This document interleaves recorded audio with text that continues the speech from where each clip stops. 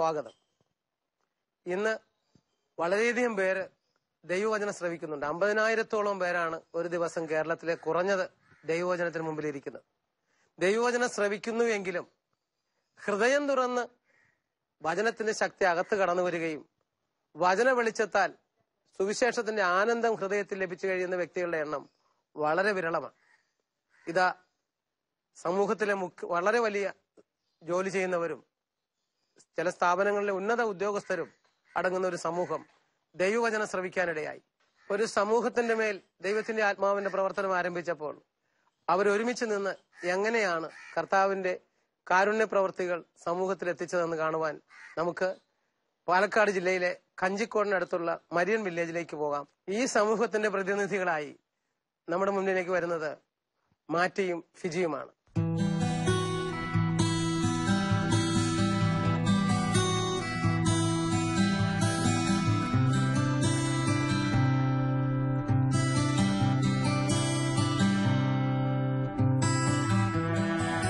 സുവിശേഷ ദർശനം ഹൃദയത്തിൽ പേറുന്ന ഒരു പിടി നല്ല മനുഷ്യരുടെ ജീവിതങ്ങളെ നമ്മുടെ നാഥൻ അനുഗ്രഹമാക്കുന്ന ഒരു കാഴ്ചയിലേക്കാണ് ഇന്ന് നാം കടന്നു ചെല്ലുന്നത്.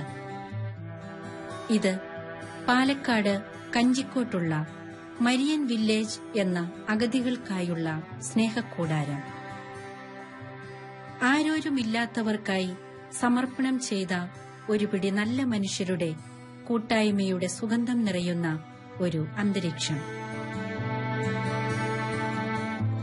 നവീകരണ അനുഭവത്തിന്റെ അഗ്നിയിൽ നിന്നും കർത്താവിന്റെ വയലിലേക്കിറങ്ങിയ ഈ നാട്ടിലെ കുറെ മനുഷ്യരുടെ ജീവിതവും സമയവും ഈ കൂടാരത്തിൽ അവർ നമ്മുടെ നാഥന് ബലിയർപ്പിക്കുന്നു.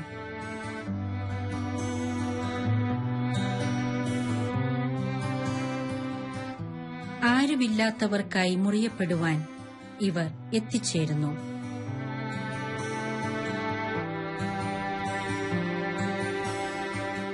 സ്നേഹം ബലിയായിത്തീരുന്ന ഈ കൂട്ടായ്മയിലേക്കും ഇവരുടെ ദൈവാനുഭവങ്ങളിലേക്കും നമുക്ക് കടന്നു ചെല്ലാം. മരിയൻ വില്ലേജിന്റെ മുൻനിര പ്രവർത്തകരായ തൈക്കാട്ടിൽ മാട്ടി ജോസഫും ഭാര്യ ഫിജിയും ഈ കൂട്ടായ്മയുടെ പ്രതിനിധികളായി ഈ മരിയൻ വില്ലേജിനെ കുറിച്ച് നമ്മോട് പങ്കുവച്ചു. ഇതിനോടകം നിത്യജീവന്റെ പാതയിലൂടെ വളരെയധികം വ്യക്തികൾ തങ്ങളുടെ വ്യക്തിജീവിതത്തിൽ യേശുവിനെ കണ്ടുമുട്ടുകയും അവരുടെ യേശുവാനുഭവം കാരുണ്യ പ്രവർത്തികളായും മറ്റു സാമൂഹ്യ രംഗത്ത് സഹോദരനിലേക്ക് ഒഴുകിയതിന്റെ നിരവധി ദൃഷ്ടാന്തങ്ങൾ നിത്യജീവന്റെ പാതയിലൂടെ നാളിതുവരെ നമ്മൾ കണ്ടു. ഈ കുടുംബവർഷത്തിൽ ദമ്പതികളായ നിങ്ങളെയാണ് കർത്താവ് ഇതിനായി തെരഞ്ഞെടുത്തത്.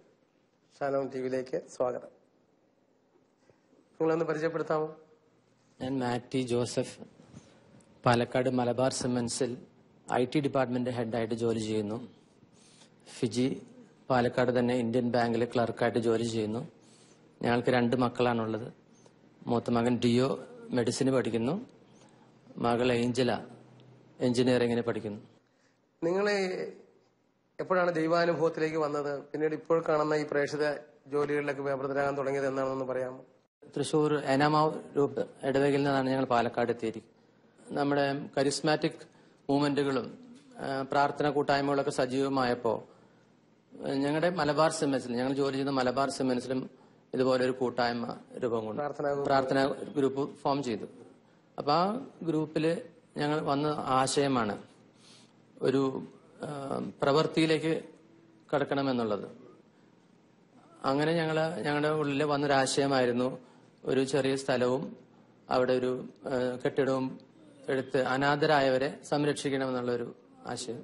ഇത് അന്നത്തെ VGHനായിട്ട് ഞങ്ങൾ പങ്കുവച്ചപ്പോൾ അച്ഛൻ പറഞ്ഞു, നിങ്ങൾ ചെറിയ സ്വപ്നം കണ്ടാൽ പോരാ, വലിയ സ്വപ്നങ്ങൾ കാണണം, വലിയ സ്ഥലത്തിനെ കുറിച്ച് ചിന്തിക്കണം എന്നൊക്കെ. അപ്പൊ അച്ഛൻ തന്ന ആ ഇൻസ്പിറേഷനിൽ ഞങ്ങൾ വലിയ സ്ഥലം കണ്ടെത്തി. ഒരു 8 ഏക്കറോളം ഒരു സ്ഥലം കണ്ടു. ആ സ്ഥലത്താണ് ഞങ്ങൾ ഇപ്പോൾ അനാഥരെ ശുശ്രൂഷിക്കുന്ന ഒരു സംരംഭം ആരംഭിച്ചിരിക്കുന്നത്. നിങ്ങൾ ഇത്രയും പേര് ഒരു പ്രയോഗൂപ്പ് മാത്രം അങ്ങനെ സ്വപ്നം കണ്ടെങ്കിലും അത് പ്രായോഗികമായത് എങ്ങനെയാന്ന് പറയാമോ? അന്ന് ഞങ്ങളുടെ ഉള്ളിൽ വന്ന ഈ ആശയം പിന്നീട് ഞങ്ങളുടെ ഇടവകയിലും ഞങ്ങളുടെ കൂട്ടുകാരുമായിട്ടൊക്കെ പങ്കുവച്ചു. അങ്ങനെ കൂടുതൽ ആൾക്കാർ ഈ ആശയത്തോട് ചേർന്നു. അങ്ങനെ പ്രാർത്ഥനയിൽ കുറെ കാലം പ്രാർത്ഥന മാത്രമായിരുന്നു ഞങ്ങളുടെ കൂട്ടായ്മ. ഏകദേശം 1 വർഷത്തോളം കൂട്ടായ്മ പ്രാർത്ഥന മാത്രമായിരുന്നു. അങ്ങനെ കുറെ കാലം പ്രാർത്ഥിച്ചതിന് ശേഷമായിരുന്നു ഈ സ്ഥലം കണ്ടെത്തിയത്. അപ്പൊ ഇതെങ്ങനെ ഇത് മേടിക്കണമെന്ന് ഞങ്ങൾക്ക് അറിയില്ലായിരുന്നു. അങ്ങനെ ഒരു ദിവസം ഈ ഉടമസ്ഥന്റെ വീട്ടിൽ പോയപ്പോഴാണ് അപ്രതീക്ഷിതമായിട്ടൊരു ദൈവദൂതനെ പോലെ ഒരു ചേട്ടൻ അവിടെ വന്ന് ഇത് വാങ്ങിക്കാനുള്ള തുക ഞാൻ അഡ്വാൻസ് ആയിട്ട് തരാം, അഡ്വാൻസ് കൊടുക്കാനുള്ള തുക തരാം, പിന്നീട് തിരിച്ചു തന്നാൽ മതി, ഇൻട്രസ്റ്റ് ഇല്ലാതെ തന്നെ. അപ്പോഴാണ് ഞങ്ങൾക്ക് കൂടുതൽ വിശ്വാസം വന്നത്. അങ്ങനെ ഒരു വർഷത്തോളം കാലയളവില് ഈ ഘട്ടം ഘട്ടമായിട്ടാണ് 8 ഏക്കർ സ്ഥലവും രജിസ്റ്റർ ചെയ്തത്. ഓരോ ഘട്ടത്തിലും ഇതുപോലെ തന്നെ കൃത്യം ആവശ്യമുള്ള തുക പലരിലൂടെയായിട്ടാണ്. ഒരുമിച്ചല്ല 8 ഏക്കർ വാങ്ങിച്ചത്, അല്ല, 1 വർഷത്തിന്റെ അഗ്രിമെന്റ് പ്രകാരം പിന്നീട് ഘട്ടം ഘട്ടമായിട്ട് ഇത് വാങ്ങിച്ചത്.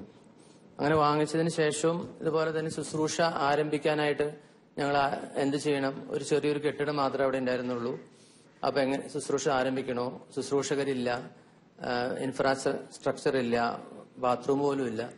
അപ്പൊ ഇത് തുടങ്ങണോ? അങ്ങനെ ഒരു ചിന്തയിലിരിക്കുന്ന സമയത്താണ് ഞങ്ങൾ ജോലിക്ക് പോകുന്ന സ്ഥലത്താണെങ്കിൽ ഇതുപോലെ വഴിയരികിൽ നിരങ്ങി നീങ്ങുന്ന യാചകരൊക്കെ കാണാറുണ്ട്. അപ്പൊ ഇവരെ നോക്കണമെന്നുണ്ട്, പക്ഷെ എങ്ങനെ നോക്കും? ഞങ്ങളെല്ലാവരും കുടുംബസ്ഥരും ജോലിക്കാരും ഒക്കെയാണ്. അങ്ങനെ ചിന്തിച്ചുകൊണ്ടിരിക്കുമ്പോൾ ഈ സ്ഥലത്തിന്റെ രജിസ്ട്രേഷൻ കഴിഞ്ഞതിന് ശേഷം ആ സ്ഥലത്തിരിക്കുമ്പോൾ അന്ന് സേവ്യർ ഖാൻ വട്ടായിലച്ചൻ കഞ്ചിക്കോട് ധ്യാനങ്ങളൊക്കെ നടത്തുന്ന സമയമായിരുന്നു. അച്ഛൻ അവിടെ അന്ന് റോഡ് പോലും ഉണ്ടായിരുന്നില്ല. ആ മഴ പെയ്യുന്ന ചെളിയുള്ള റോഡിൽ കൂടെ ലോഹയൊക്കെ പൊന്തിച്ച് പിടിച്ച് ഞങ്ങളുടെ അടുത്തേക്ക് അച്ഛൻ നടന്നു വന്നു. അച്ഛൻ നടന്നു വന്നപ്പോൾ ഞങ്ങൾ അച്ഛനോട് ഈ കാര്യം ഷെയർ ചെയ്തപ്പോൾ അച്ഛനാണ് പറഞ്ഞത്, നന്മ ചെയ്യാനായിട്ട് നിങ്ങൾ സമയവും കാലവും ഒന്നും കാത്തിരിക്കേണ്ട, നിങ്ങൾ ഉടനടി ആരംഭിക്കുകയെന്ന്. അപ്പൊ അച്ഛൻ തന്ന ആത്മവിശ്വാസത്തിൽ ഞങ്ങൾ എല്ലാവരും പോയി. അന്ന് വാളയാർ ചെക്ക് പോസ്റ്റിൽ കണ്ട ഈ സഹോദരനെ വണ്ടി വിളിച്ച് എല്ലാവരും കയറ്റി കൊണ്ടുവന്നു, ഇവിടെ കൊണ്ടുവന്നു. അങ്ങനെ തുടങ്ങിയതാണ് ഈ ശുശ്രൂഷ. എങ്ങനെ ജീവിത പങ്കാളികൾ ഇതിനകത്ത് പങ്കെടുത്തു? ഞങ്ങള് ഈ കുറെ കാലം തുടർച്ചയായിട്ട് ആദ്യം പ്രാർത്ഥന മാത്രമേ ഉണ്ടായിരുന്നുള്ളൂ. അതും ഒരു ചെയിൻ പോലെ ജപമാല ചൊല്ലാറുണ്ടായിരുന്നു. 1-ാമത്തെ രഹസ്യം, 2-ാമത്തെ, അങ്ങനെ രാവിലെ മുതൽ വൈകുന്നേരം വരെ ഞങ്ങൾ മാറി മാറി ജോലി സ്ഥലത്ത് ഇരിക്കുമ്പോഴും ആ കുറച്ചു നേരം കണ്ടിട്ട് നമ്മുടെ രഹസ്യം നമ്മൾ ചെല്ലും. അതിനുവേണ്ടി അങ്ങനെ ഡെഡിക്കേറ്റഡ് ആയിട്ട് നമ്മൾ പ്രാർത്ഥിച്ചുകൊണ്ടിരിക്കുമ്പോൾ നമുക്ക് ധാരാളം നല്ല ബോധ്യങ്ങള് കർത്താവ് തന്നുകൊണ്ടിരുന്നു. നമ്മൾ ഈ ലോകത്തിലായിരിക്കുന്നത് സാധിക്കുന്ന അത്ര പുണ്യ യോഗ്യത നേടിയെടുക്കുന്നതിന് വേണ്ടിയിട്ടാണല്ലോ. അപ്പൊ ജീവിക്കാൻ കിട്ടുന്ന ഓരോ ദിവസവും ബാക്കി കിട്ടുന്ന സമയം ഉല്ലാസത്തിനും വിശ്രമത്തിനും ഒക്കെ ആയിട്ട് കളയാതെ ദൈവത്തിന് വേണ്ടി എന്തെങ്കിലും ശുശ്രൂഷ ചെയ്യണം എന്നുള്ള ഒരു ആഗ്രഹം ഞങ്ങൾക്ക് എല്ലാവർക്കും ഉണ്ടായിരുന്നു. മറ്റു സ്ത്രീകളും ഉണ്ടായതുപോലെ നിങ്ങളുടെ കൂടെ? ഇവരുടെ പ്രാർത്ഥനാ കൂട്ടായ്മയിലത്തെ ഭാര്യമാര് തന്നെ, ഞങ്ങള് ഈ ഭാര്യമാര് തന്നെ ഞങ്ങളിപ്പോ ഈ ഒരു പ്രാർത്ഥനാ കൂട്ടായ്മയിൽ നിന്നാണ് ഇവര് ഇങ്ങനെ ചിന്തിച്ചു തുടങ്ങിയത്. അപ്പൊ ഞങ്ങൾക്കും ആദ്യം നല്ല ഒരു ടെൻഷനൊക്കെ ഉണ്ടായിരുന്നു. ഇത്രയും വലിയൊരു സംരംഭം എങ്ങനെ നടക്കും? കുട്ടികളൊക്കെ തീരെ കൊച്ചു കുട്ടികളാണ്, ജോലിക്ക് പോകുന്നുണ്ട്. എന്നാലും നമ്മൾ ദൈവത്തിന് വേണ്ടി വേല ചെയ്യുമ്പോൾ നമ്മുടെ കാര്യങ്ങൾ ദൈവം നോക്കിക്കോളും എന്നുള്ള ഒരു ഉറച്ച വിശ്വാസം നമുക്കുണ്ടായിരുന്നു. നമ്മൾക്കും വേറൊരു ഇങ്ങനെ ജ്ഞാനസ്നാനത്തിലും സ്ഥൈര്യലേപനത്തിനും ഒക്കെ നമ്മളും പരിശുദ്ധാത്മാവിനെ സ്വീകരിച്ചിട്ടുണ്ട്. ആ കാലത്ത് കുറെ പുസ്തകങ്ങളൊക്കെ ഞാൻ ഇപ്പോഴും പുസ്തകങ്ങൾ വായിക്കാനൊക്കെ തുടങ്ങിയത് അപ്പോഴാണ്, കൂടുതൽ ഈ ആത്മീയമായിട്ടുള്ള ഗ്രന്ഥങ്ങളൊക്കെ. അപ്പൊ ആ പരിശുദ്ധാത്മാവിനെ സ്വീകരിച്ച നമ്മളും ശരിക്കും കർത്താവിന് സാക്ഷ്യം വഹിക്കാനായിട്ട് അഭിഷേകം ചെയ്യപ്പെട്ടവർ തന്നെയാണ് എന്നുള്ളൊരു ബോധ്യം. ശരിക്കും പറഞ്ഞാല് തിരുപ്പട്ടവും സന്യാസവും പോലെ തന്നെ വിവാഹവും യേശുവിനെ ലോകത്തിന് വെളിപ്പെടുത്താനുള്ള ഒരു വലിയ ദൈവവിളിയാണെന്നുള്ളൊരു ബോധ്യം ഞങ്ങൾക്ക് കിട്ടി. അപ്പോ എങ്ങനെ വെളിപ്പെടുത്തും, എന്താണ് നമ്മളോട് കർത്താവ് ആവശ്യപ്പെടുന്നത് എന്നാണ് അന്ന് ചിന്തിച്ചുകൊണ്ട് പ്രാർത്ഥിച്ചുകൊണ്ടിരുന്നത്. അപ്പോ കർത്താവ് എന്നെ വെളിപ്പെടുത്തിയ ഒരു ശുശ്രൂഷയാണ് ഇത്. നമ്മൾ എഫെസൂസ് 2:10 പറയുന്നുണ്ടല്ലോ, നാം ചെയ്യാൻ വേണ്ടി ദൈവം മുൻകൂട്ടി ഒരുക്കിയ സൽപ്രവൃത്തികൾ ചെയ്യാൻ യേശു ക്രിസ്തുവിൽ സൃഷ്ടിക്കപ്പെട്ടവരാണ് നാം. അപ്പൊ ഈ മരിയൻ വില്ലേജ് എന്ന പദ്ധതി ദൈവത്തിന്റെ മനസ്സിൽ ആദ്യമേ ഉണ്ടായിരുന്നു. നമ്മൾ ആ പദ്ധതിയോട് സഹകരിച്ച് ഈ സൽപ്രവർത്തികൾ ചെയ്യാൻ തുടങ്ങിയപ്പോൾ അതിനോടൊപ്പം ഒരുക്കി വെച്ചിരിക്കുന്ന ഒരുപാട് അത്ഭുതങ്ങൾക്കും വിസ്മയങ്ങൾക്കും അനുഗ്രഹങ്ങൾക്കൊക്കെ ഞങ്ങൾ പിന്നെ അവിടെ നിന്ന് തുടങ്ങിയ സാക്ഷികളാണ്. നമ്മൾ വെറുതെ ഒരു കുടുംബജീവിതം നമ്മുടെ കുടുംബം മാത്രം നോക്കിയിരുന്നാല് ഇത്രയും അധികം ഈ അത്ഭുതങ്ങളോ വിസ്മയങ്ങളോ നമുക്ക് ഇത്രയും അനുഗ്രഹം ശരിക്കും കിട്ടില്ല എന്നാണ് ഞങ്ങൾ വിശ്വസിക്കുന്നത്. ഓക്കെ, ഇപ്പൊ ഇന്നത്തെ സ്ഥിതിയിൽ എത്തിയിരിക്കുന്ന ഈ മരിയൻ വില്ലേജ്, അതിന്റെ ഗ്രാജുവൽ ആയിട്ടുള്ള ഗ്രോത്തും അവിടെ നടന്ന സംഭവങ്ങളൊന്നും വിശദീകരിക്കാമോ കുറച്ചൊക്കെ? നേരത്തെ പറഞ്ഞതുപോലെ ഈ കൂട്ടായ്മയുടെ പ്രാർത്ഥനയിൽ നിന്ന് ആദ്യമായി 8 ഏക്കർ സ്ഥലം മേടിച്ചു. പിന്നെ അവിടെ ഒരു ചെറിയ കെട്ടിടം മാത്രമേ ഉണ്ടായിരുന്നുള്ളൂ. ആദ്യത്തെ അന്തേവാസിയെ കൊണ്ടുവന്നു. പിന്നീട് ഇതിന്റെ ഓരോ കെട്ടിടങ്ങൾ പണിയുമ്പോഴും ഒരു മൂലധനം ഉണ്ടായിട്ടല്ല നമ്മൾ തുടങ്ങിയത്. നമ്മൾ പ്രാർത്ഥിച്ചു. കൂടുതൽ ഒന്ന് പോയി 2, 3 അങ്ങനെ 10 പേരായി. 10 പേർക്ക് അടങ്ങാവുന്ന ഒരു ആദ്യത്തെ കെട്ടിടം പണിതു. പിന്നെ കൂടുതൽ അന്തേവാസികൾ വന്നപ്പോ ഡോർമെട്രികൾ, ഇപ്പോ 40 പേർക്ക് താമസിക്കാവുന്ന ഒരു ഡോർമെട്രി ആണുങ്ങൾക്കും അത്രയും പേരെ 30 പേര് 35 പേർക്ക് സ്ത്രീകൾക്ക് താമസിക്കാവുന്ന ഡോർമെട്രിയും അവിടെ പണി കഴിച്ചു. അതുപോലെ തന്നെ Chappell, separate Chappell, dining hall, കോട്ടേജുകൾ, സ്റ്റാഫുകൾക്ക് താമസിക്കാനുള്ള കോട്ടേജ്, അങ്ങനെ അവർക്ക് വേണ്ട 70 പേരെ താമസിപ്പിക്കുന്ന അറ്റ് എ ടൈം താമസിപ്പിക്കുന്ന സൗകര്യങ്ങൾ ഇപ്പോൾ അവിടെ ഉണ്ടാക്കിയിട്ടുണ്ട്. നമ്മൾ ശുശ്രൂഷ തുടങ്ങി ഇതുവരെ 300-ൽ പരം അനാഥരെ സംരക്ഷിച്ചിട്ടുണ്ട്. പല ജീവിത സാഹചര്യത്തിൽ നിന്നും വന്നവരായിരിക്കും. ഈ മോസ്റ്റ്ലി പെരുവഴിയിൽ കിടന്ന ആൾക്കാരെയാണ് നമ്മൾ കൊണ്ടുവരുന്നത്. ഈ പല വിസ്മയങ്ങളും കണ്ടുവെന്ന് പറഞ്ഞല്ലോ, ഒന്ന് രണ്ടെണ്ണം പറയാമോ ഷാലും പ്രേക്ഷകരോട്? നമ്മള് വിസ്മയങ്ങൾ എന്ന് പറഞ്ഞാല് ഇപ്പൊ തെരുവിൽ നിന്ന് എടുത്തു കൊണ്ടുവരുന്ന മക്കള് മിക്കവാറും മാനസിക നില തെറ്റിയവരായിരിക്കും. അപ്പൊ ആദ്യമേ അവരെ ഇങ്ങനെ ഈ നല്ലൊരു അന്തരീക്ഷത്തിലേക്ക് കൊണ്ടുവന്ന് അവരെ കുളിപ്പിച്ച് വൃത്തിയാക്കി നല്ല വസ്ത്രം ഒക്കെ ധരിപ്പിച്ച് നല്ല ഭക്ഷണമൊക്കെ കൊടുത്ത് അങ്ങനെയൊക്കെ ചെയ്യുമ്പോഴേക്കും അവരിങ്ങനെ അതിശയത്തോടു കൂടി നമ്മുടെ കണ്ണുകളിൽ ഇങ്ങനെ നോക്കുമ്പോ തന്നെ നമുക്ക് അതൊക്കെ അവിടെ നിന്ന് തുടങ്ങിയ ഓരോ നമ്മള് ഹൃദയത്തിൽ തട്ടുന്ന ഓരോ അനുഭവങ്ങളാണ്. അത് കഴിഞ്ഞ് അപ്പോഴേക്കും അവർക്ക് ജീവിക്കണം എന്ന് ജീവിക്കാനുള്ള ഒരു ജീവിതത്തോടെ ഒരു പോസിറ്റീവ് ഔട്ട്ലുക്ക് അപ്പോഴേക്കും വന്നിട്ടുണ്ടാവും. പിന്നെ നമ്മൾ അവരെയൊക്കെ പ്രാർത്ഥിക്കാൻ പഠിപ്പിക്കും, പാട്ടുകളൊക്കെ പഠിപ്പിക്കും. അങ്ങനെ ഒരു ഓറിയന്റേഷൻ കൊടുക്കുമ്പോൾ പലപ്പോഴും അവര് ആത്മാവ്, നിത്യജീവൻ എന്ന വാക്കുകളൊക്കെ ആദ്യമായിട്ട് കേൾക്കായിരിക്കും. അപ്പൊ ഇങ്ങനെ ജീവിതം വഴി അപ്പൊ ഈ ഒരു സ്ത്രീ എനിക്ക് നല്ല ഓർമ്മയുണ്ട്. ഇവിടെ പുതുശ്ശേരിന്ന് പാലക്കാട് ടൗണിൽ നിന്ന് പുതുശ്ശേരി കഞ്ചിക്കോട് വരെ നടന്നിട്ട് പോകും. പിന്നെ അവിടുന്ന് തിരിച്ചിങ്ങോട്ട് നടക്കും. അതാണ് അവരുടെ ഒരു ജോലി. അപ്പൊ ഈ വഴിയിൽ കാണുന്ന വീടുകളിലൊക്കെ കയറി ഭക്ഷണത്തിനും അങ്ങനെയൊക്കെ. ശരിക്കും വളരെ നില തെറ്റിയ ഒരു സ്ത്രീയായിരുന്നു. കുറച്ചു ദിവസം നമ്മുടെ സ്ഥലത്ത് വന്നിട്ട് ഇവിടെ കഴിഞ്ഞപ്പോഴേക്കും അവർക്ക് എന്തൊരു വളരെ പ്ലസന്റ് ആയിട്ടുള്ള ഒരു നല്ലൊരു സ്ത്രീ ആയിട്ട് മാറി. അവിടെയുള്ള വേറെ വയസ്സായ അമ്മച്ചിമാർക്കൊക്കെ കഞ്ഞിവെള്ളം കൊണ്ടുവന്ന് കൊടുക്കുക, അവരെ ബാത്റൂമിലേക്ക് കൊണ്ടുപോവുക. അങ്ങനത്തെ ഇനി ഞാൻ എന്താ ചെയ്യുക, ഇനി ഞാൻ അങ്ങനെ സ്വർഗത്തിലേക്ക് പോകാൻ എന്താ ചെയ്യേണ്ടത് എന്നാണ് അവര് നമ്മളോട് ചോദിക്കുന്നത്. അപ്പൊ ഈ ജീവിതം വഴിമുട്ടി ഇനി ഒന്നും ചെയ്യാനില്ല എന്ന് വിചാരിച്ച് നിന്നിരുന്നവരൊക്കെ ഇവിടെ വരുമ്പോ സ്വർഗം എന്ന ഒരു വലിയ സ്വപ്നം കണ്ടുകൊണ്ട് പ്രത്യാശയോടെ സ്നേഹത്തോടെ അവർക്ക് കുറെ വയ്യാത്ത ആൾക്കാരാണെങ്കിലും അവരെ കൊണ്ട് പറ്റുന്ന തരത്തിലൊക്കെ മറ്റുള്ളവർക്ക് അവരുടെ കൂടെയുള്ള മറ്റുള്ളവർക്ക് ശുശ്രൂഷ ചെയ്തുകൊണ്ട് നല്ല സന്തോഷത്തോടു കൂടി അവരിയ്ക്കുന്നു. ശരിക്കും പറഞ്ഞാൽ ഞങ്ങൾക്ക് ഇത് ആത്മാക്കളുടെ രക്ഷയ്ക്ക് വേണ്ടിയിട്ടുള്ള ഒരു ശുശ്രൂഷയായിട്ട് തന്നെയാണ് ഞങ്ങൾ ഇതിനെ കാണുന്നത്. സന്തോഷം തോന്നിയിട്ടുള്ള ഒരു അനുഭവം പറയാമോ ഇങ്ങനെയുള്ള ഇദ്ദേഹത്തെ സംബന്ധിച്ചിടത്തോളം? ആദ്യത്തെ അന്തേവാസിയെ കൊണ്ടുവന്ന് നിരങ്ങി മാത്രം നീങ്ങിയിരുന്ന ഒരു സഹോദരനായിരുന്നു.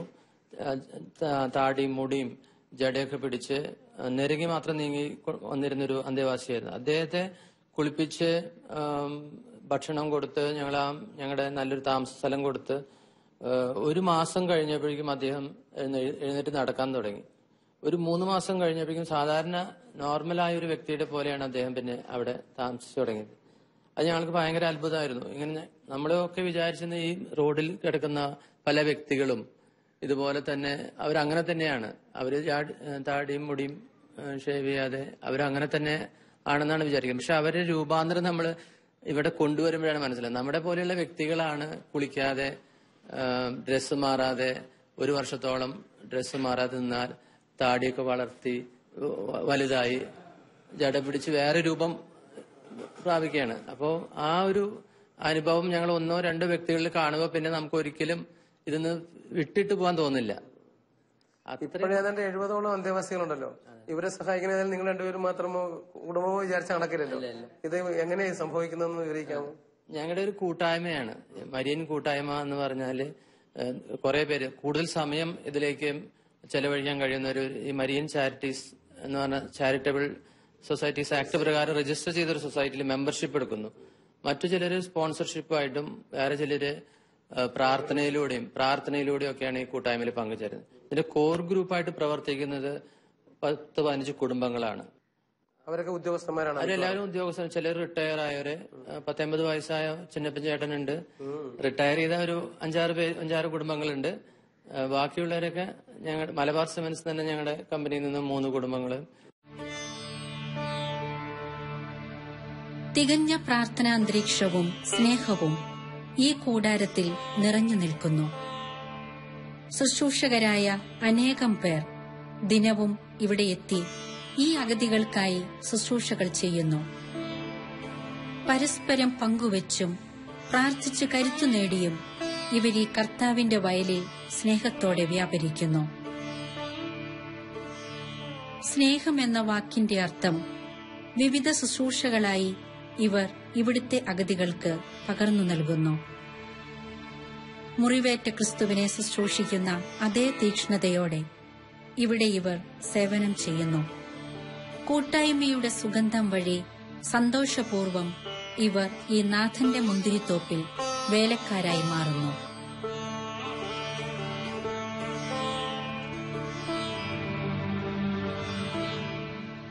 എപ്പോഴേ ഇത്രയും കൊല്ലത്തെ സർവീസിനുണ്ടല്ലേ വേണമായിരുന്നെങ്കിൽ ഇപ്പോഴും ബാങ്ക് മാനേജറോ ആ പോസ്റ്റിന് മുകളിൽ പോകേണ്ട ആളാണല്ലോ. എന്തുകൊണ്ടാണ് ഇപ്പോഴും ക്ലർക്കായിട്ട് തന്നെ തുടരുന്നത്? അത് നമ്മൾ ജോലിയിൽ ഉയരാൻ വേണ്ടി ശ്രമിച്ചിട്ടുണ്ടെങ്കിൽ ട്രാൻസ്ഫറുകളും അതിനോട് ബന്ധപ്പെട്ട ഉത്തരവാദിത്തങ്ങളും നമ്മുടെ ഉത്തരവാദിത്തമായിട്ട് മാറും. അപ്പൊ നമുക്ക് അത് പക്ഷെ ദൈവം ചോദിക്കില്ല. ദൈവം നിങ്ങളെ ഏൽപ്പിച്ച കുടുംബത്തിനെ നിങ്ങൾ എന്ത് ചെയ്തു എന്നായിരിക്കും നമ്മൾ ഉത്തരം പറയേണ്ടത്. അപ്പൊ നമ്മുടെ കുടുംബജീവിതത്തിനാണ് പ്രാധാന്യം കൊടുക്കേണ്ടത്. എപ്പോഴും കുടുംബ ബന്ധങ്ങൾക്കും മൂല്യങ്ങൾക്കും പ്രാധാന്യം കൊടുക്കണം. അതുപോലെ ഇത്തരം ഒരു ശുശ്രൂഷയും കൂടി ഞങ്ങളുടെ മനസ്സിലുള്ളത് കൊണ്ട് ഒരിക്കലും അവിടെ വിട്ടുപോകാൻ പറ്റില്ല. അപ്പൊ നമ്മൾ ഏറ്റവും എളിയ രീതിയിൽ ജീവിക്കാനുള്ള ഒരു ജോലി എന്നേ നമ്മൾ വിചാരിച്ചിട്ടുള്ളൂ. പിന്നെ അതോടൊപ്പം തന്നെ അതിലും ആ ജോലി സ്ഥലത്തും ഒരുപാട് ആൾക്കാർ ആ ബന്ധങ്ങളും നമ്മുടെ കഴിവുകളും നമുക്ക് കിട്ടുന്ന സാഹചര്യങ്ങളും ഒക്കെ നമ്മൾ കർത്താവിന് വേണ്ടി ശുശ്രൂഷിക്കാനായിട്ട് പറ്റും. ജോലിക്ക് പോകുന്നത് കൊണ്ടും ഗുണമുണ്ട്. അവിടെ നിന്നുള്ള ആ ബന്ധങ്ങളൊക്കെ നമ്മുടെ കസ്റ്റമേഴ്സും അങ്ങനെ കുറെ പേര് ഞങ്ങളെ സപ്പോർട്ട് ചെയ്യുന്നുണ്ട്. ഇപ്പൊ അതായത് നമ്മൾ പറയുന്ന അങ്ങനെയുമുണ്ട്.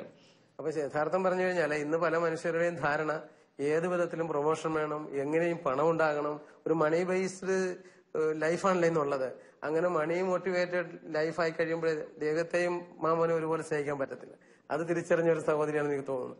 ഏതായാലും നിങ്ങളുടെ കുടുംബജീവിതത്തിൽ അങ്ങനെ ചെയ്യുന്നതിൽ ഏറെ സന്തോഷമുണ്ട്.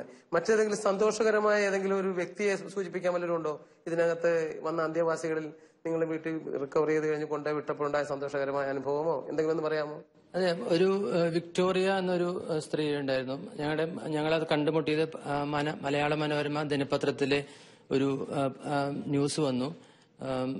വിക്ടോറിയ നീ ഓർക്കുമോ മീനാക്ഷിയെ എന്ന് പറഞ്ഞിട്ടൊരു തലക്കെട്ടിലൊരു വാർത്ത വന്നു. അപ്പൊ ആ വിക്ടോറിയ കോളേജിന്റെ പരിസരത്തുള്ള ഒരു മരത്തിന്റെ ചോട്ടില് ഒരു 10-70 വയസ്സായ ഒരു സ്ത്രീ അവിടെ അടുപ്പ് കൂട്ടി ഇങ്ങനെ കൂനിയിരിക്കുന്നതാണ്. അതില് വെള്ള പേപ്പറിൽ ഇംഗ്ലീഷിൽ എഴുതുന്നത് കണ്ടിട്ട് അവരാ പത്രക്കാരെ അത് പേപ്പറിലിട്ടതാണ്. അപ്പൊ ഞങ്ങളുടെ കൂട്ടായ്മയിലെ അംഗങ്ങളെല്ലാം പോയി അവരെ ഗ്രാമത്തിലേക്ക് കൊണ്ടുവന്നു. അപ്പോ അവരെ കുറിച്ച് കൂടുതൽ അറിഞ്ഞപ്പോൾ മനസ്സിലായത് അവര് ഡൽഹിയിൽ ഒരു ജോലി ഉണ്ടായിരുന്ന ഒരു സ്ത്രീ ആയിരുന്നു, ഒരു ബ്രാഹ്മണ സ്ത്രീ. അവര് പാലക്കാട് വിക്ടോറിയ കോളേജിൽ പണ്ട് പഠിച്ചതാണ്. അതിനുശേഷം ഡൽഹിയിൽ ജോലി കിട്ടി പോയി. അത് കഴിഞ്ഞ് റിട്ടയർ ചെയ്തു.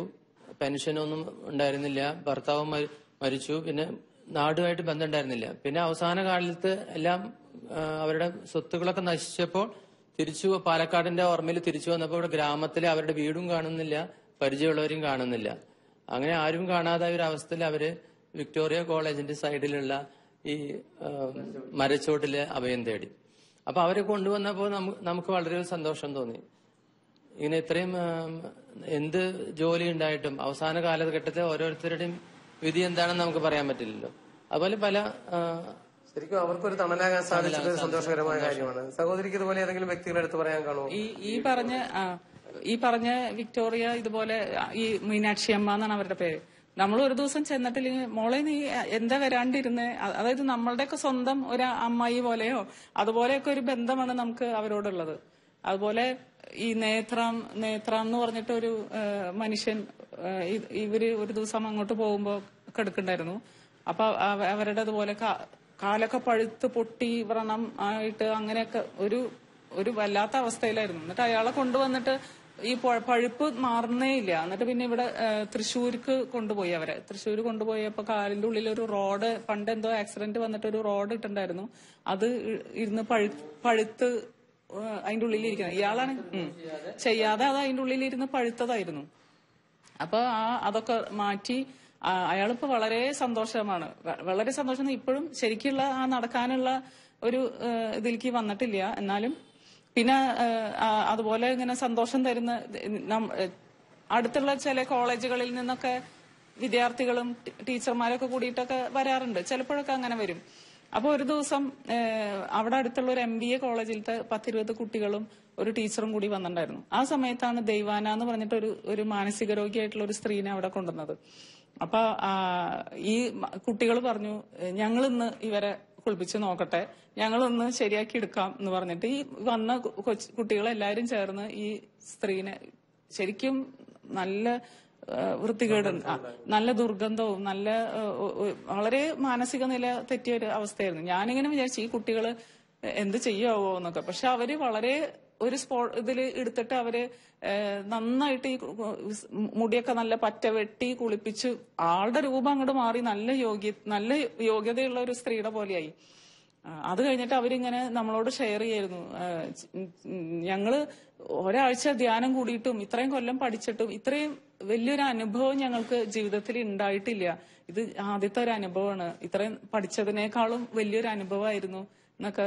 അങ്ങനത്തെ ഇതൊക്കെ കേൾക്കുമ്പോ നമ്മൾ ഈ കാര്യം തുടങ്ങിയത് കൊണ്ട് മറ്റുള്ളവരും ഈ മക്കളും ഭാവിയിൽ എന്തെങ്കിലുമൊക്കെ പ്രവർത്തനങ്ങളിലേക്ക് തിരിയും എന്ന് ഞങ്ങൾക്ക് ഉറപ്പുണ്ട്. അതായത് അത്രയും മനസ്സിൽ തൊട്ടിട്ടാണ്. അപ്പൊ അങ്ങനത്തെ ആൾക്കാർ വരുമ്പോ ഞങ്ങളും ഒന്ന് പുറകോട്ട് സഹായിക്കുകയും ചെയ്യും. പിന്നെ അവരുടെ ഈ ശുശ്രൂഷ കഴിഞ്ഞിട്ട് ഒന്നിച്ച് പ്രാർത്ഥനയ്ക്ക് ഇരിക്കുമ്പോ ഞങ്ങൾ പ്രത്യേകമായിട്ട് വചനം പങ്കുവെച്ച് കൊടുക്കുമായിരുന്നു. അപ്പൊ ശരിക്കും ആ മൂല്യങ്ങള് കഥകളിലൂടെയും ഒക്കെ പറഞ്ഞു കൊടുക്കുമ്പോൾ അവർക്ക് അത് പിന്നീട് ഒരു 2 വർഷം 3 വർഷം കഴിഞ്ഞിട്ട് ഞാൻ ആ കോളേജിലേക്ക് എനിക്ക് പോകേണ്ട ഒരു അപ്പൊ ആന്റി ഞങ്ങൾ ഓർമ്മയുണ്ടോ എന്ന് ചോദിച്ചിട്ട് എന്റെ അടുത്തേക്ക് വന്നു. ഞങ്ങൾ അന്ന് പറഞ്ഞില്ലേ ഞങ്ങളും വലുതാവുമ്പോ ഇതുപോലെ തുടങ്ങും എന്ന് പറഞ്ഞു. അപ്പൊ അങ്ങനെ ഒരു ഇൻസ്പിറേഷൻ അവർക്ക് കിട്ടിയത് ഒക്കെ നല്ലൊരു കാര്യമായിട്ട് തോന്നുന്നു. നിങ്ങളുടെ ഈ കൂട്ടായ്മ നിലനിന്ന് പോകുന്നതിന് നിങ്ങളെ സഹായിക്കുന്ന ഘടകങ്ങൾ എന്തൊക്കെയാണ്? ഒന്ന് പ്രാർത്ഥനാ ഗ്രൂപ്പ് പറഞ്ഞല്ലോ, പിന്നെ കൂടാതെ മീറ്റിങ്ങുകളോ എന്തൊക്കെയുണ്ടെന്ന് പറയാമോ? ഞങ്ങള് എല്ലാ ആഴ്ചയിലും ഈ കോർ ഗ്രൂപ്പിൽ തന്നെ പറ്റാവുന്നവരോട് കൂടി അതാത് ആഴ്ചകളിലെ വിലയിരുത്തും, പ്രവർത്തനങ്ങൾ വിലയിരുത്തും, പിന്നെ പ്രാർത്ഥിക്കും. പിന്നെ മാസങ്ങളിൽ വീണ്ടും കൂടും. ഒഫീഷ്യലായിട്ടുള്ള ഒരു മീറ്റിംഗ് ഉണ്ടാവും മാസങ്ങളില്. പിന്നെ എല്ലാത്തിനും ഉപരിയായി നമ്മൾ 5 കമ്മിറ്റികളായിട്ടാണ് ഈ ശുശ്രൂഷകളെ തിരിച്ചിരിക്കുന്നത്. പ്രാർത്ഥനയ്ക്ക് ലീഡ് ചെയ്യാൻ 5 മിനിസ്ട്രീസ് ആയിട്ട്, ഭക്ഷണത്തിന് വേണ്ടിയിട്ടൊരു മിനിസ്ട്രി, അതുപോലെ തന്നെ മെയിന്റനൻസ്, നിർമ്മാണ പ്രവർത്തികള്, കൃഷി, പിന്നെ അന്തേവാസികളുടെ ചികിത്സയ്ക്ക് വേണ്ടിയിട്ട്, അങ്ങനെ 5 മിനിസ്ട്രീസ് ആയിട്ടാണ് തിരിച്ചിരിക്കുന്നത്. അപ്പോൾ ഓരോ മിനിസ്ട്രിയിലും താല്പര്യമുള്ളവർക്ക് അവരുടെ കൂടെ കൂടാം. അതുപോലെ ഈ മിനിസ്ട്രി എന്ന് പറയുന്ന സ്ഥിതിക്ക് 8 ഏക്കർ സ്ഥലമുള്ള നല്ല കാർഷിക വിഭവങ്ങളൊക്കെ കാണുമല്ലോ അവിടെ? കാർഷിക വിഭവങ്ങളുണ്ട്. ഞങ്ങൾ ഈ കഴിഞ്ഞ വർഷത്തെ ഞങ്ങളുടെ ഒരു പ്ലാൻ 100 മാവും തൈകള് വെക്കാന്നുള്ളത് 10-50 എണ്ണം വെച്ച് കഴിഞ്ഞു. അപ്പം അതുപോലെ തന്നെ തെങ്ങ്, ഇതൊരു തീരെ അഗ്രികൾച്ചറലി ഡെവലപ്ഡ് ലാൻഡ് ഒന്നും അല്ലായിരുന്നു. ഇപ്പൊ ഗ്രാജുവലി അത് ഡെവലപ്പ് ചെയ്ത് വരുന്നുണ്ട്. മുഴുവൻ സമയവും ഈ കൂടാരത്തിൽ കുടുംബമായി ശുശ്രൂഷ ചെയ്യുന്ന പോൾസൺ ചേട്ടനും ഓമന ചേച്ചിയും ഇവിടുത്തെ ശുശ്രൂഷ വഴി ലഭിക്കുന്ന ദൈവ അനുഭവങ്ങളെക്കുറിച്ച് നമ്മോട് പങ്കുവച്ചു. തെരുവിൽ നിന്ന് കിട്ടുന്ന മക്കളെ, കണ്ണു കാണാത്തവരും വിശന്ന് വലയുന്നവരുമായ മക്കളെ ഞങ്ങൾ ഈശോയ്ക്ക് ചെയ്യുന്ന അതേ മനോഭാവത്തോടെ ഇവിടെ 3 വർഷമായി സ്ഥിരമായി താമസിച്ച് ശുശ്രൂഷ ചെയ്തു വരുന്നു. ഇതിന് നിങ്ങളെ എങ്ങനെ ഹൈറാർക്കിയുമായിട്ട്, സഭയുമായിട്ട് ഔദ്യോഗികമായി നിങ്ങൾ എങ്ങനെ കണക്ട് ചെയ്ത് നിൽക്കുന്നു പറയാമോ? സഭയുമായിട്ട് കൂട്ടായ്മയിൽ ആണ് ഞങ്ങൾ പോകുന്നത്. ഫ്രാൻസിസ് മാർപ്പാപ്പ പറഞ്ഞല്ലോ, അന്യമതങ്ങളെ, മതവിശ്വാസങ്ങളെ മാനിക്കുകയും നമ്മുടെ ജീവിത സാക്ഷ്യത്തിലൂടെ ആശയവിനിമയം നടത്തുമ്പോൾ അവരും നമ്മളും ആധ്യാത്മികമായി വളരും എന്നാണല്ലോ പറഞ്ഞത്. അതുപോലെ തന്നെ നമ്മുടെ ബൈലോ ചാരിറ്റബിൾ സൊസൈറ്റീസ് ആക്ട് പ്രകാരം രജിസ്റ്റർ ചെയ്തെങ്കിലും അതിന്റെ ജീവിത ലക്ഷ്യം യേശുവിന്റെയും ക്രിസ്തുവിന്റെയും മാതൃക അനുകരിച്ചുകൊണ്ട് ജാതി മതഭേദമന്യേ എല്ലാവർക്കും ജീവകാരുണ്യം നടത്തുക എന്നുള്ളതാണ്. അതുപോലെ പാലക്കാട് രൂപതയുടെ മെത്രാൻ പിതാവ് ജേക്കബ് മനത്തോടത്ത് പിതാവാണ് ഇതിന്റെ രക്ഷാധികാരി. പിതാവ് കൂടെ അവിടെ വിസിറ്റ് ചെയ്യാറുണ്ട്. പിതാവ് നിയോഗിക്കുന്ന വൈദികൻ ആഴ്ചതോറും വിശുദ്ധ കുർബാന അർപ്പിക്കുന്നുണ്ട്, ആഴ്ചയിലൊരു കുർബാന നടത്തുന്നുണ്ട്. അടുത്ത കാലത്ത് വത്തിക്കാൻ കൗൺസിലിന് ശേഷം പ്രത്യേകിച്ച് ആത്മാരുടെ ഒരു മുന്നേറ്റം നമുക്ക് സഭയിൽ ആഹ്വാനം കണ്ടെത്താനായിട്ട് കഴിയും. ദൈവജനത്തിന് ചെയ്യാവുന്ന ഒത്തിരിയേറെ നല്ല സുവിശേഷ പ്രവർത്തനങ്ങളുണ്ട്. അത്തരത്തിലുള്ള നല്ലൊരു സുവിശേഷ പ്രവർത്തനത്തിന്റെ ഒരു മഹോട ഉദാഹരണമാണ് നമ്മുടെ ഇടയിൽ പ്രവർത്തിക്കുന്ന മരിയൻ വില്ലേജ് എന്ന് പറയുന്ന കുടുംബം, അല്ലെങ്കിൽ ആ വലിയൊരു പ്രസ്ഥാനം. ഇവിടെ ഒരു കാണാം ആത്മായരും അവർ കുടുംബങ്ങൾ നിലയുള്ള അവരുടെ കുടുംബത്തിലെ ദൗത്യങ്ങൾക്ക് പുറമെ അവർക്ക് ദൈവം നൽകിയിരിക്കുന്ന സ്രോതസ്സുകളും അതുപോലെ തന്നെ ആരോഗ്യവും സമയവും ഒക്കെയും പരസ്നേഹ പ്രവർത്തനത്തിന് വേണ്ടി, ദൈവസ്നേഹത്തിന് മകുട ഉദാഹരണമായ പരസ്നേഹ പ്രവർത്തനത്തിലൂടെ അത് ലോകത്തിന് സാക്ഷ്യം വഹിക്കുവാനായിട്ട്, മറ്റൊരു മുമ്പിൽ ക്രൈസ്തവ സാക്ഷ്യം വഹിക്കുവാൻ വേണ്ടി ഒരുമിച്ച് സഹകരണ മനോഭാവത്തോടെ ചെയ്യുന്ന നല്ലൊരു സുവിശേഷ പ്രവർത്തനം അല്ലെങ്കിൽ നല്ലൊരു സാക്ഷ്യമാണ് മരിയൻ വില്ലേജ് എന്ന് പറയുന്നത്. കഴിഞ്ഞ 15 വർഷക്കാലമായി ഞാനും കുടുംബവും മരിയൻ ചാരിറ്റി ശുശ്രൂഷയിലേക്ക് കടന്നു വരുന്നുണ്ട്. ഇവിടെ വന്ന് ഈ മക്കളെ ഈശോയെ ശുശ്രൂഷിക്കുന്ന മനോഭാവത്തിൽ ശുശ്രൂഷിക്കുമ്പോൾ നമുക്ക് തന്നെ അത് വലിയ ആത്മീയ ഉന്നതിക്ക് കാരണമായി തീരുന്നുണ്ട്. കൂട്ടായ്മയാണ് ഞങ്ങളുടെ ശക്തി.